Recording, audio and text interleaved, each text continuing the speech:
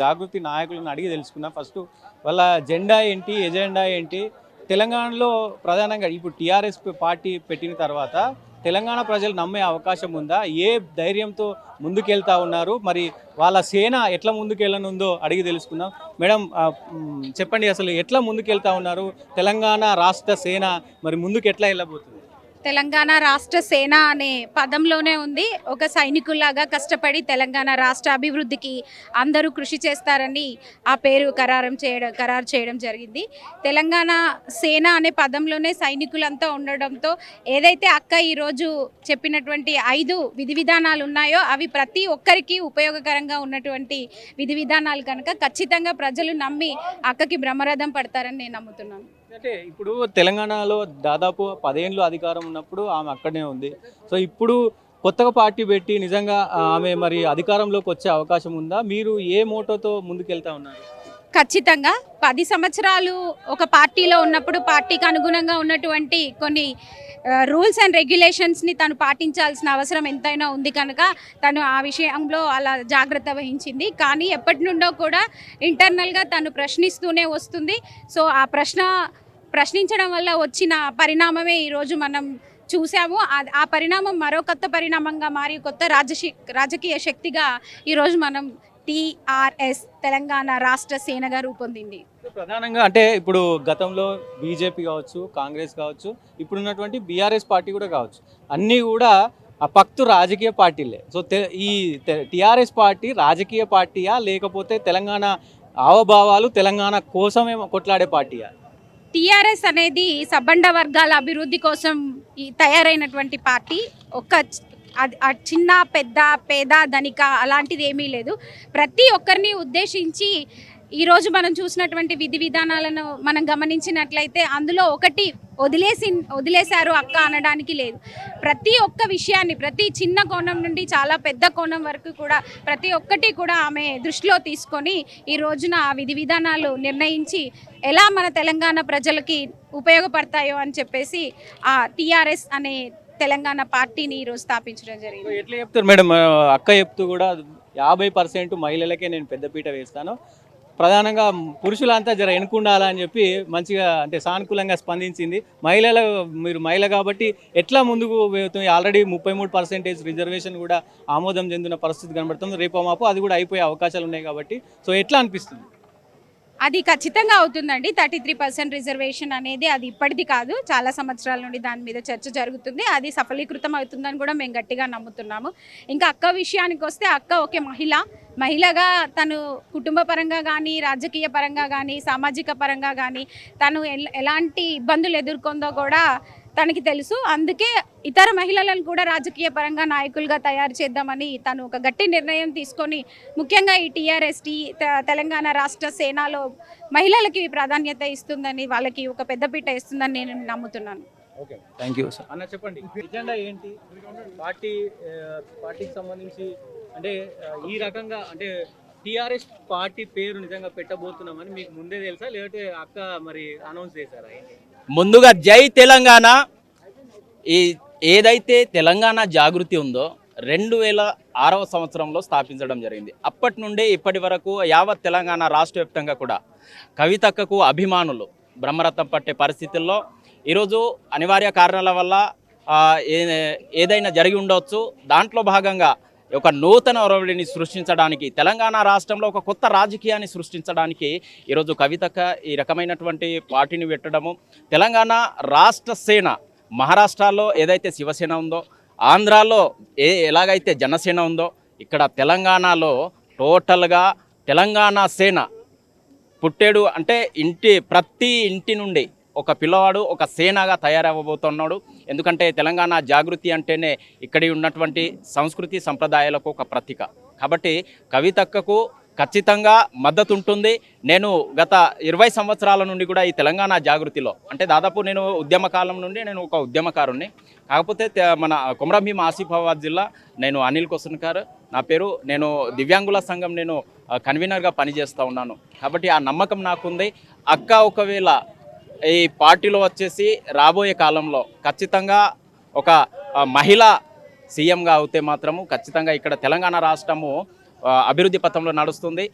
అలాగే ఏదైతే విధి విధానాలు ఒక 5 విద్య, వైద్యం కావచ్చు, వ్యవసాయం కావచ్చు, అలాగే సామాజిక తెలంగాణ కావచ్చు, నిరుద్యోగం కావచ్చు, మరీ ముఖ్యంగా తెలంగాణ రాష్ట్రంలో గత బీఆర్ఎస్ ప్రభుత్వం కావచ్చు, ఇప్పుడున్న కాంగ్రెస్ ప్రభుత్వం కావచ్చు, టోటల్గా భ్రష్టు పట్టినటువంటి పరిస్థితి కల తెలంగాణ రాష్ట్రంలో మనం చూస్తూ ఉన్నాము. నిన్న ఆర్టీసీ కార్మికులు 2 చనిపోయారు. ఒకరు మందు తాగి ఇప్పుడు ఆయన హాస్పిటల్లో ఉన్నారు.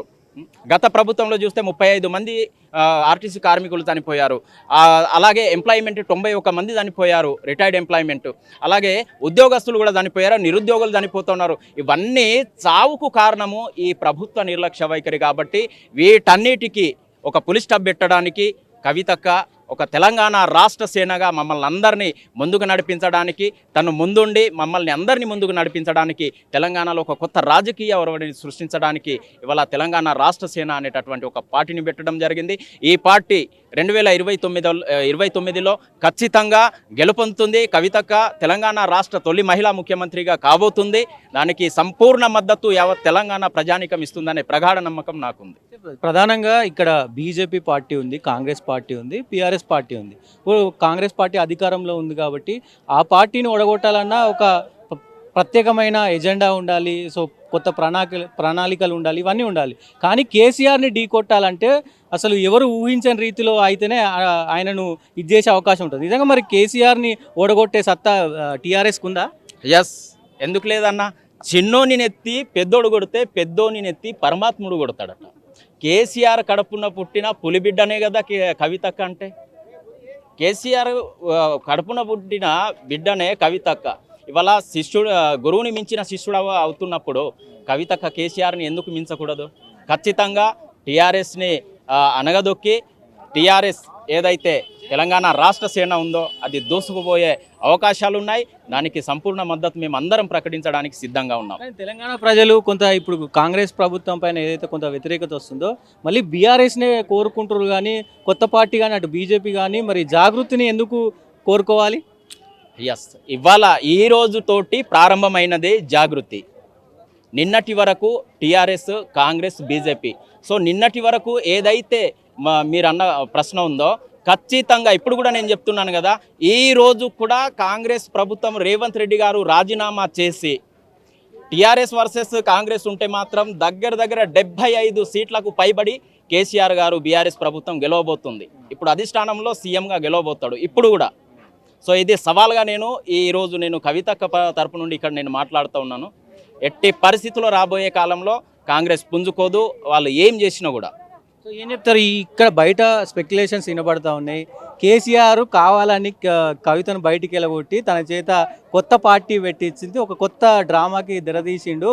సో కవిత ఇంత ఇన్ఫ్లుయెన్స్ ఏం లేదు, కేవలం కేసీఆర్ ఒక వ్యూహంలో భాగంగానే కవిత పనిచేస్తుంది అనేది నడుస్తూ ఉంది. దాంతోపాటు రేవంత్ రెడ్డి అండర్లో కూడా కవిత నడుస్తుంది అనేది బయట చర్చ జరుగుతుంది. ఏం చెప్తారు? అది బయట చర్చ, పుకార్లకు తావుండదు. బాధను అనుభవించిన వ్యక్తులకి ఆ బాధ విలువ తెలుసు. కవితక్క ఒక తల్లిగా, ఒక బిడ్డగా, ప్రతిదీ రాజకీయ సామాజిక సేవకురాలిగా ప్రతి విషయంలో తను బాధలను అనుభవించింది కాబట్టి ఇవాళ బయటికి వచ్చింది. రాజకీయ టెరంగటం స్టార్ట్ చేసింది కాబట్టి ఎవరికి భయపడే అవసరం లేదు. అక్కడ రేవంత్ రెడ్డికి ఏదో సానుకూలంగా ఉండాల్సిన అవసరం లేదు. అలాగే మీరు అన్నట్టు ఇక్కడ మీరు అన్న ప్రశ్నకు ఇండైరెక్ట్గా ఏంటంటే లిక్కర్ స్కామ్లో దొరికిపోయిందని అప్పుడే అన్నది కవితక్క. ఏమన్నది? నేను ఒక కడిగిన ముత్యంలాగా బయటికి వస్తానన్నది. అలాగే కడిగిన ముత్యంలాగానే బయటకు వచ్చింది. మరి ఇప్పుడు వీళ్ళు ఏం చేస్తూ ఉన్నారు అంటే తప్పు వీళ్ళది, వీళ్ళే తప్పు సృష్టించిండ్రు. ఎవరు? బీజేపీ అలాగే కాంగ్రెస్. వీళ్ళిద్దరు ఆడుకున్న గేమ్ తప్ప ఇక్కడ కవితక్క కాంగ్రెస్ తోటి ఎలాంటి సంబంధం లేదు. ఒకవేళ అలా సంబంధం ఉంటే కొత్తగా పార్టీ పెట్టవలసిన అవసరం లేదు కదా. కానీ కొంతమంది బీజేపీ నాయకులు అంటే నిజామాబాద్కు సంబంధించినటువంటి నాయకులు అసలు ఉద్యమంలో కవితకు పాటు లేదు, ఉద్యమానికి కవితకు సంబంధం లేదు, ఆమె ఉద్యమం అంతా అయిపోయాక పార్టీలోకి వచ్చింది, సో కేసీఆర్ పేరు చెప్పుకొని పదవులు తీసుకుంది అనేది కూడా వర్షం నిలబడుతుంది. మీరు చెప్తారా మేడం మహిళగా? అన్న, నిజామాబాద్లో ఇప్పుడు బీజేపీ ఎంపీ ఎవరున్నారు? ఆయన అరవింద్ ఉన్నాడు. నోటికి వచ్చినట్లు మాట్లాడడమే బీజేపీ వాళ్ళ పని. వాళ్లకు మత సామరస్యాలను, మతాలకు అతీతంగా కాకుండా మతాల మధ్య విభేదాలను సృష్టించడమే వాళ్ళ పని. కాబట్టి అనేక రకాలుగా వాళ్ళు సృష్టిస్తారు. కాబట్టి వాళ్ళని ఏది కూడా నమ్మవలసిన అవసరం లేదు. కవితక్క వేరు, కవితక్క ఆలోచన వేరు, కవితక్క ఏం చేయదలుచుకున్నదో అది ఆల్రెడీ ఈరోజు అందరూ విన్నారు. చెప్పండి మేడం, ఏం చెప్తారు దీనికి? అంటే కవితకి నిజంగా ఈ ఉద్యమంలో సంబంధం లేదు, మొత్తం ఉద్యమం అయిపోయినాక కేసీఆర్ పేరు చెప్పుకొని వచ్చింది అనేది కూడా ఒక పాయింట్ ఉంది. ఏం మీరు చెప్తారు? అడిగిన ప్రశ్నలో ఎంతవరకు నిజం ఉందని మీరు అనుకుంటున్నారు? ఓకే, మనం చూస్తున్నాం కదా, ప్రాక్టికల్గా 20 సంవత్సరాల ఉద్యమకారులు చూశారు, నేను చూశాను దగ్గర నుండి. నేను ఒక మాజీ ఎమ్మెల్యే కోడల్ని, కావెట్టి సమ్మయ్య గారి కోడల్ని, తను కూడా తెలంగాణ ఉద్యమకారుడు. మేము కూడా దగ్గరుండి కవితక్కను చూసాం, తను మా ఇంటికి కూడా. పదే బీజేపీ నాయకులు కావచ్చు, ఇంకా వేరే పార్టీ నాయకులు అసలు కేటీఆర్కైనా, వాస్తవానికి కేటీఆర్కైనా ఇటు కవితకైనా అసలు తెలంగాణ ఉద్యమంలో సంబంధం లేదు అనేది చాలామంది చెప్తా ఉంటారు. సో ఏం చెప్తారు దీన్ని? 2000 మలిదశ తెలంగాణ ఉద్యమం తరువాత నాయకత్వం వహించింది కల్వకుంట్ల చంద్రశేఖరరావు గారే, అది అందరికీ మనకు తెలిసిందే, కేసీఆర్ గారు. సో అది ప్రారంభించిన తర్వాత 2006లో అక్క అమెరికా నుండి రావడం జరిగింది. కానీ తెలంగాణ ఉద్యమం ఊపందుకుంది, ఉప్పెనల ఎగిసింది మట్టుకి 2006 నుండి 2014 మధ్యలో.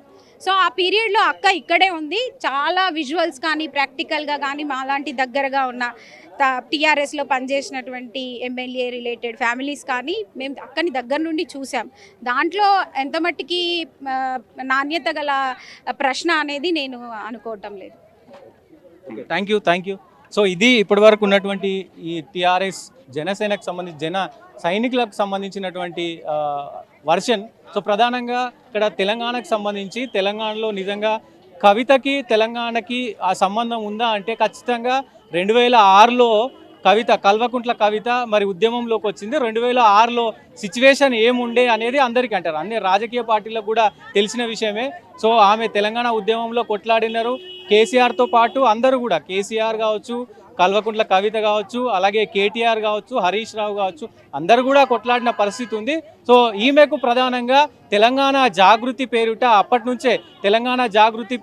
నుంచే మరి ఉద్యమం చేస్తూ ఉంది. ఇప్పుడు కొంత బయటికి వచ్చి ఏదైతే తెలంగాణ సంబంధించి ఏదైతే 2014లో తెలంగాణ వచ్చిన తర్వాత కేసీఆర్ మరి కొంత అనౌన్స్ చేసిన పరిస్థితి ఉంది. పక్తు రాజకీయ పార్టీ తెలంగాణ బాగోగుల కోసం, తెలంగాణ బాగుపడడానికి నేను ఎలాంటి నిర్ణయాలైనా తీసుకుంటాను అని ఆయన అన్న పరిస్థితి ఉంది.